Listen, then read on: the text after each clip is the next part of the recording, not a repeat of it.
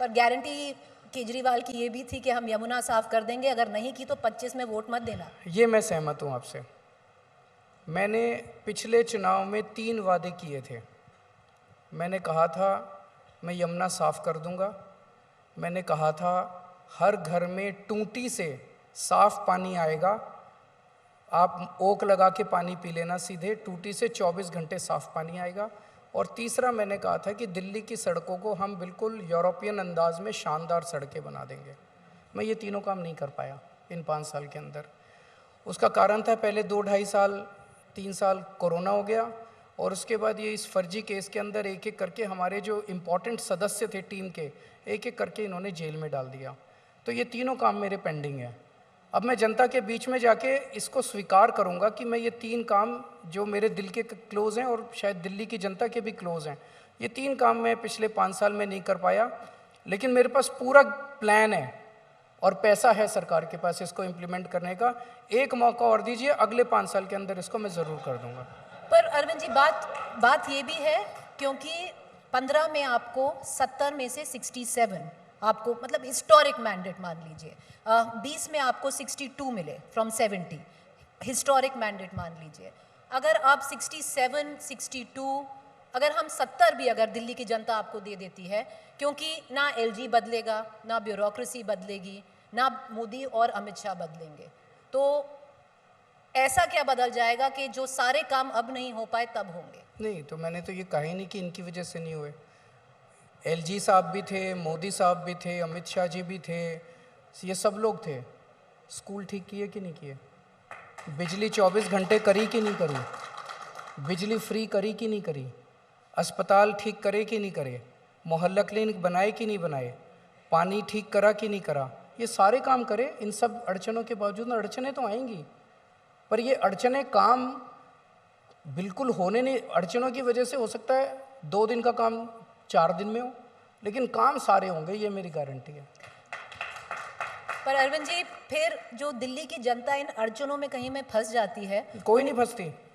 जिस किस्म की सरकार अभी दिल्ली के अंदर चल रही है, मैं एक ही चीज़ पूछना चाहता हूँ जी, 2014 की गर्मियाँ आज भी मेरे को याद हैं। 8 से 10 घंटे के पावर कट रोज रात को लगते थे 2014 में। 2015 फरवरी में हमारी सरकार बनी, 2-3 साल लगे। मैं और सतिंदर जैन दिल्ली में घूम घूम के हमने खड़े होके तार बदलवाए हैं, ट्रांसफार्मर चेंज करवाए हैं, सारा सिस्टम दुरुस्त किया है। आज दिल्ली के अंदर 24 घंटे बिजली आती है, और दिल्ली देश का अकेला राज्य है, अकेला शहर है जहाँ पे 24 घंटे बिजली आती है। बीजेपी की 20 राज्यों में सरकार है, 20 राज्यों में, और कई कई राज्यों में तो 20-20 साल से सरकार है। एक भी राज्य में इनकी 24 घंटे बिजली नहीं आती। जो काम ये 20-20, 25-25 साल से नहीं कर पाए, वो काम हम लोगों ने 10 साल के अंदर करके दिखा दिया। अब अगर लोगों ने गलती से बीजेपी को वोट दे दिया, दिल्ली में फिर पावर कट लगने चालू हो जाएंगे 8-8, 10-10 घंटे के। तो क्या दिल्ली वाले चाहते हैं पावर कट लगे? नहीं चाहते। तो जाहिर तौर पे लोग आम आदमी पार्टी को वोट देंगे। दिल्ली वाले चाहते हैं कि उनके लिए गवर्नेंस हो, सबसे पहला ये चाहते हैं। और अगर इतनी सारी अड़चनें हैं जिनका थोड़ा बहुत आपने जिक्र किया, बाकी आतिशी जी जो अभी चीफ मिनिस्टर हैं, वो भी कहती हैं कि देखिए थोड़ी प्रॉब्लम है एलजी और की तरफ से, जो सेंट्रल गवर्नमेंट की तरफ से, तो फिर डबल इंजन सरकार को ही क्यों ना वोट कर दिया जाए? डबल इंजन सरकार तो क्या ट्रिपल इंजन सरकारें हैं इनकी तो 20 राज्यों में। पंचायत में भी वही है, नगर निगम में भी वही है, स्टेट में भी वही है। उत्तर प्रदेश में फ़ोन करके पूछ लो कितने घंटे बिजली जाती है? हैं जी, 10 घंटे। बिहार में फ़ोन करके पूछ लो कितने घंटे बिजली जाती है। राजस्थान में, मध्य प्रदेश में फ़ोन करके पूछ लो कितने घंटे बिजली जाती है।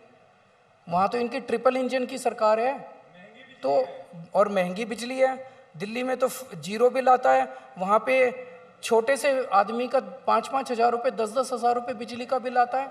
तो डबल इंजन सरकार, ट्रिपल इंजन सरकार, ये इन्होंने वो छोड़े हुए हैं, मतलब वैसे ही चुनावी जुमले। उससे कोई फ़र्क नहीं पड़ता, नीयत से फ़र्क पड़ता है। हमारी नीयत साफ़ है, और साफ़ नीयत से सरकार चला रहे हैं तो भगवान साथ देता है। और जितनी भी कठिनाइयाँ आए, सारी कठिनाइयाँ दूर होंगी। सारी कठिनाइयाँ दूर करके सारा काम जनता के लिए करेंगे।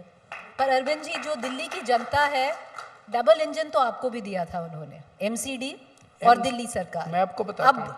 नहीं, सवाल सुन लीजिए। तो जब डबल इंजन दिया था, इस विश्वास से दिया था कि कूड़ा कचरा हट जाएगा, जो कॉलोनी की रोड्स हैं ठीक हो जाएंगी, हो गई क्या? मैं अब आपको बताता हूँ, एमसीडी के अंदर जब हमने सरकार संभाली थी, अभी 2 ही साल हुए हैं, सफाई कर्मचारियों को उसका पूरा बैंकक्रप्ट करके गए थे ये लोग एमसीडी को। मतलब कुछ भी पैसा नहीं था, खरोंच के नीचे से तली खरोंच के चले गए थे ये लोग।